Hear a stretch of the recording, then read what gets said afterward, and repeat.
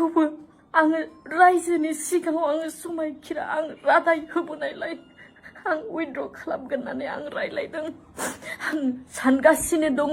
आरो आं बेखौनो डिसाइड खालामबाय आं उइथड्र खालामगोन रायजोफोर बे केसखौ आं उइथड्र खालामगोन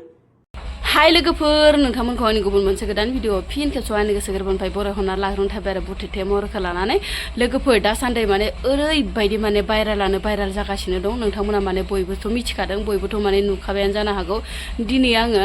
भाइराल भिडिअनि सायावनो माने फंनैसो नोंथांमोननो शेयार खालामनो होननानै सानलायबाय आरोना लोगोफोर दासान्दि माने सोलिबाय थानाय एनिथिं एमजे आरो प्रिति बिनानावनि माने गोबां माने संसार जानायाव जेंना जेंसि नोंथांमोनाथ' बयबो नुगासिनो दङ ओमफ्राय दायो बिथांमोननि माने संसार जानायाव माबोरै जागोन जेरैहाय जिगाबनि अर बायदि ब्लाव ब्लाव जोंबाय लोगोफोर बिसोरनि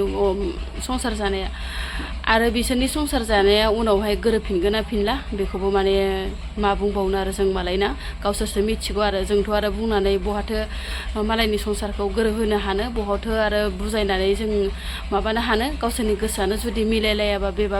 बे ओमफ्राय दायो बिसोरनि गेजेराव एकदम ससियेल मिडियायाव दान्थे बिदान्थे जालायगासिनो दं आरोना एनिथिं एमजेआबो लाबो ओमफ्राय लोगोसे प्रितियाबो लाबो माने सानैनि गेजेराव एकदम बारे नांलाय खमलाय आरोना ससियेल मिडियानि गेजेरजों बेबा बेखौ बुङो बेबा बेखौ बुङो जियानो जा सोरनिया गोरोन्थि सोरनिया थार बेखौ माने जों बुंनो थाङा आरो बुंनानैबो माने लाब मोना होननाय बायदि आरोना लोगोफोर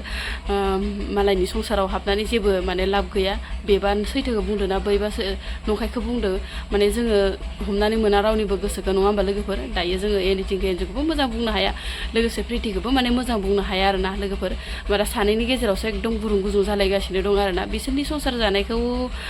माने उनावहाय माने सनानि संसार दालांगोन होननानैबो माने भाबिथावना नंला आरो लोगोफोर ओमफ्राय दाखालि बावैसो माने रायजोजों थांनानै मिलाय मिसिना खालामनानै माने मिथिं दावथिं जालायनानै गोरोबलायनायबो नुदोंमोन ओमफ्राय नै दायो आरो गोरानसेयाव गोरा गुलाय गुजाय जालांगासिनो दं आरोना लोगोफोर जियानो जा नोंथांमोना भिडिअखौ एसे नायलांबानो जाबाय आंनि फिसाया सासे आंजों डिभर्स जायालाबानो आंजों सासे गथ' थालायखानानै सासे बेलेग हिन्जावखौ लानानै खारदों रायजो राजाफोरनियावहाय आङो मोनसे लेखा बिलाइखौ गथायहैदों बेबादि खालामजानायलाय मिथिं खुंदों रायजो राजानि मानसिफ्रा बेयावबो बियो थगायदों मानसिफोरखौ बुंदों जाहैबाय बियो फानग्रा सिख्लासोमोन आं मोनथियैयावहाय आं गाब्र'बाय आं गाब्र'दों बे फानग्रा हिन्जावसोमोन आं लानानै खाराखै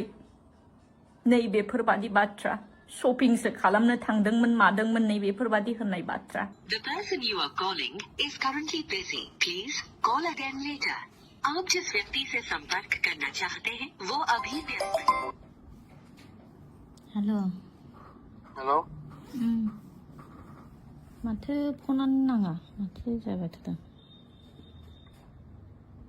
पुलिसजों मेसेज माबा रायलायहरदोंमोन आं उखिल माबासो होनहरदों मैयानिफ्रायनो फन थुगारबाय आङो डाइरेक्ट मैयानिफ्राय नाङाबाबो आं नोंनो मेसेज हरबाय थागोन नों नायाखैना एफाग्राब कल खालामबाय आङो खमसे खम नोंखौथ' एफाग्राब खालामखो नों खनसेल'सो हरदों माथो मोनसेल' मिस कल दं नाय ओमफ्राय आंथ' नोंनो मेसेज हरफिनबाय थादोंना आं नोंनो नोंसो रिप्लाइबो गैया अनलाइन दं दालाय माथो सानखो नोंलाय केसखौलाय बोखारहैयो ना आं मैया लानानै केस गेलेनांगौ आं मैया डाइरेक्ट आं थांनानै रायज्लायहैदों बेखायनोथ' आं नोंखौ होनदोंमोन दा थानायाव रायज्लायहैनांगौ मानांगौमोन होननानैहाय नोंखौ लिंदोंमोन दा आङो नों फैयासै मैया दा रायज्लायहैदों आं डाइरेक्टनो रायज्लायहैदोंमोन दाथ' बेयो थानायाव उइथड्र जाखाला केसआ अलरेडि कर्टआवहाय थांखाबाय होनबाय दा आं कर्टआव थांबायबालाय मानोथो थानायाव लेंहरबावखो बेलाय मोनसे प्रसेस नालाय कर्टनिफ्राय माबाब्लाबो कर्टआव थांब्लाबो बियो बे नोंसोरखौहाय नटिस हरनानैहाय बे थानायावहाय लिंहरनाया मोनसे बेयो प्रसेस नालाय बे प्रसेस हिसाबै नोंसोर दा फैथ'नांसिगोन ओमफ्राय बेखौहाय उनावहायसो कर्टआवहाय बोरै मा खालामनांगौ उइथड्र खालामनाय बेखौहाय उनावहायसो जासिगोन होननानै बुंदों बियो बेखौ दा बिदि जाथ'ला बेयाव थानायाव जेबो खामानि गैला बेना होननानै बुंदों बेखौथ' बुजिबाय आंखौ केस होबाय दे मानिबाय ओमफ्राय आंनि बिमा बिफाखौलाय मानोथो एक्सट्रा केस होबावो आरे बिसोरखौलाय बहाथो एक्सट्रा माथो खालामदों आंलाय मानो होआखै कपियानो आलदा आलदा फैखादोंना बेलाय नोंनि बिमा बिफा हिसाबैहाय लिंहरबायब्रा न'खरनि मानसि हिसाबै लेंहरनाय बेलेग जायोलै आंनि लेटारावनो बिमा बिफा उमुगनि उमुग बे दंखायो खिन्थु मोनसे केसा बिमा बिफा बिमानियाव मोनसे बिफानियाव मोनसे दङ बेखौलाय मानोथो होखो ना बिसोर नोंखौ नासयदों ना अयनाय खालामदों बिदि खालामनो हागोन ना नोङो नों अयनाय खालामनोबा आंखौ खालामब्रा बिसोरखौलाय मानोथो लाबोफानांगौ जाम्बा जाम्बि मानसिखौलाय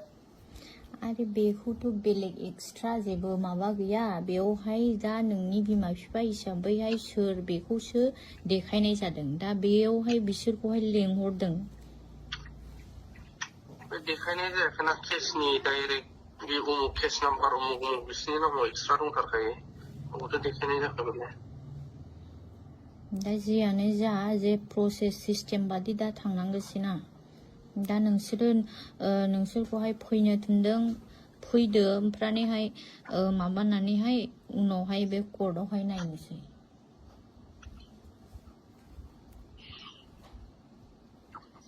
मैया इखायनोथ' आं होनदोंमोन दा मैयाहाय दा इखायनोथ' मैया होनदोंमोन दा आङो नों फैब्लाना एकबारैनो नोंबो गावबो रायज्लायनो हागोनमोन दा आंल' थांबा जायाना नों मैया आंखौ लेंथाबदों बावबो आंल' थांबा जाखायामोन बिमा बिफाखौबो होनानै दोनदों नों जि खेथ्रआव नोंबा मानि थाखाय होदों बिसोरखौबा दा नों फैनानै बेखौहाय सानैजों मैया बुंबानो एसेबाबो बेयो माबा मोनसे माबा जागौमोन जेबो सलुसन जाया नों बे केसा रेजिस्टार जाखानायसो नों 25आवनो होदों औ होमबालाय माथो सलुसन जानो दे उकिलफोरजों रायज्लायग्रोना नोंहा बेखौनो डिसिसन लाखाबायबा दा कर्टआवहायसो थांनानै बेखौहाय माबा मोनसे खालामनानैहाय दा होजोंसो उइद्र' खालामनायनि बिसयखौ होजोंसो रायलायनांसिगोन होननानै बुंदों आरो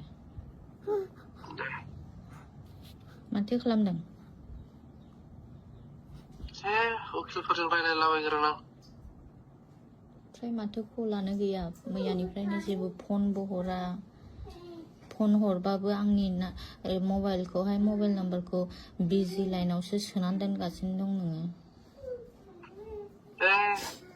प्रब्लेम आरो माबाफोर केस होबावो ना मायो नोंनि खोथासै मा खालामबावनो आरो आं उकिलफोरजों रायलायनि आंनि नाम्बारखौनोथ' मानो माबायदि जाय केसखौ फुराना होनाय केस बे 25 तारिखाव होनाय केसनि नटिसानो जेब्ला बिनि अखानायै मोनहैयो होनब्ला बियो आंखौ WhatsApp स्टेटासफ्रावहाय नंखाय बुंनानै आंखौ फोसावनो नाजाबाय माखौ मिलायफैफ्लाखो माखो नैबेफोरबादि नायनानै लादो नै मा लिरनानै होदोंमोन स्टेटासाव थेवबो आङो रायजोनि सिगाङाव आङो समायखिरा आं रादाय होबोनायलाय आं उइद्र' खालामगोन होननानै आं रायलायदों आं सानगासिनो दङ आरो आं बेखौनो डिसाइड खालामबाय आं उइद्र' खालामगोन रायजोफोर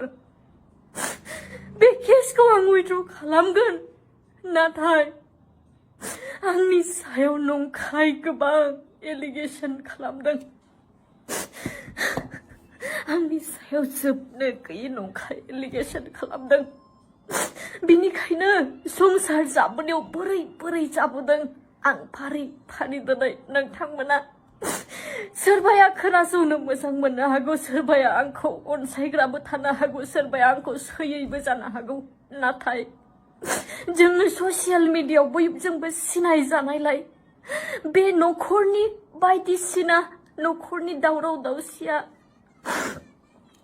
ससियेल मिडियानि गेजेरजों गोसारबाय थानायलाय आं दिनै गावनि मान सन्मान गासैखौबो आं बावगारनानैब्लाबो नोंथांमोननिसिम आं माखासे बिसयखौ आं फोरमायनो होननानै आं फैबाय